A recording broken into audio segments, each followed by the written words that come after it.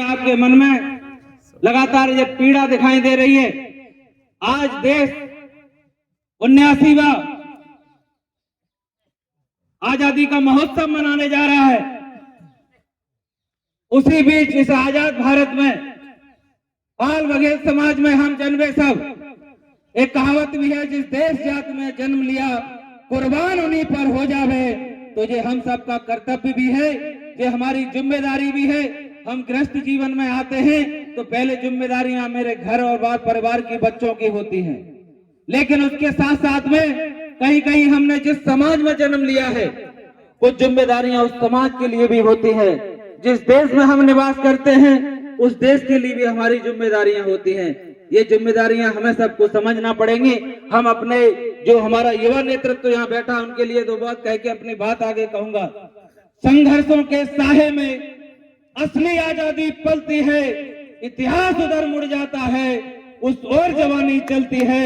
हमारे युवा साथियों के लिए एक बार पुनः जोरदार तालियों से अभिनंदन करें। हमारे देश का जो संविधान बाबा साहब भीमराव अंबेडकर जी ने लिखा था, उन्होंने उस समय कहा था, भाइयों बहनों, ये समाज आपको कभी थाली में अधिकार परोसने वाला नहीं है। जो झुकता है उसके हिस्से में केवल अपमान ही आता है।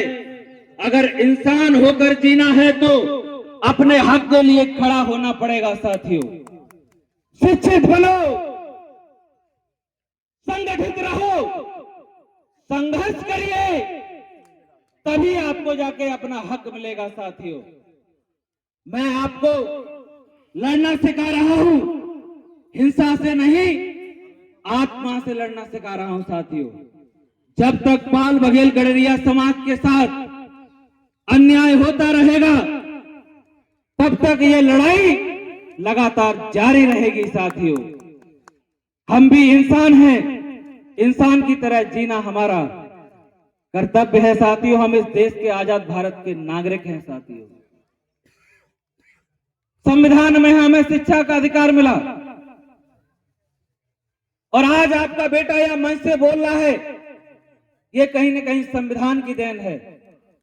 और आप देख रहे होंगे जिस समाज का इतिहास जो समाज बंधु भूल जाते हैं, समाज कहीं न कहीं उससे ज्यादा उस समाज को धकेल देता है। साथियों, उसका जीता जागता उदाहरण आप देखिए। हम लोकमाता अहिल्याबाई होलकर की संतानें हैं, सम्राट अशोक की संतानें हैं, चंद्रगुप्त मौर्य की संतानें हैं, तानसेन जी की हम संतानें हैं, लेकिन हम अपनी ताकत को भूल चुके हैं। साथियों, जब रामायण का व्यंग आपने पढ़ा होगा, रामायण के व्यंग में सीता जी का हरण हुआ था तो एक टुकड़ी पश्चिम दिशा की ओर अंगद जी के नेतृत्व में बढ़ी थी। उनके साथ में जामवंत जी थे, वीर हनुमान जी साथ में थे।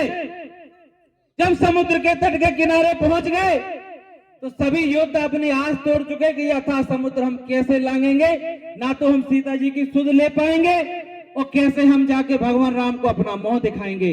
तो वहां वीर जटायु जी वहां बैठे हुए थे, उन्होंने सुना कि साथियों आप एकदम से मत मरिए, एक एक करके मरिए ताकि हमारा भोजन भी चलता रहे। उसी बीच जामवंत जी ने हनुमान जी को याद दिलाया था, पवन तने नहीं पवन समाना, का चुप साध गए बलवाना। जागिए हनुमत। जब जामवंत जी ने उन्हें याद दिलाई तो उनको याद आया, हनुमान जी को अपनी शक्तियों का आभास हुआ। उन्होंने छलांग लगाई और लंका को तहस नहस करके सीता जी की सुध लेके लौट कर आए। साथियों, इसी तरह हमारे बीच में जामवंत रूपी ताकतें यहाँ बैठी है, आपको जगाने आई है, आपको बताने आई है। अब जागिए, अपने हकों के लिए लड़िए। आप अपनी बपौती के लिए अपने पिताजी से लड़ जाते हो। आप 4 भाई हो, यदि एक भाई को 1 फुट जगह कम मिल जाए तो अपना भाई को सर फोड़ देते हो।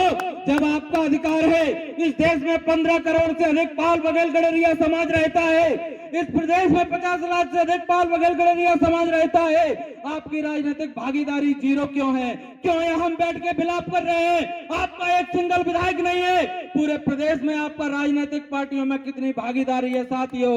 आपके बेटे को आपने लगातार खून पसीने के साथ सहयोग किया, कंधे से कंधा मिलाकर आप साथ खड़े रहे, आप लगातार हौसला बढ़ाते रहे, लेकिन आज उसका परिणाम है राष्ट्रीय पार्टी ने पूरे प्रदेश भर से, इस चंबल की वीर भूमि से आपके बेटे को कांग्रेस कमेटी भिंड का जिला अध्यक्ष बनाने का काम किया साथियों।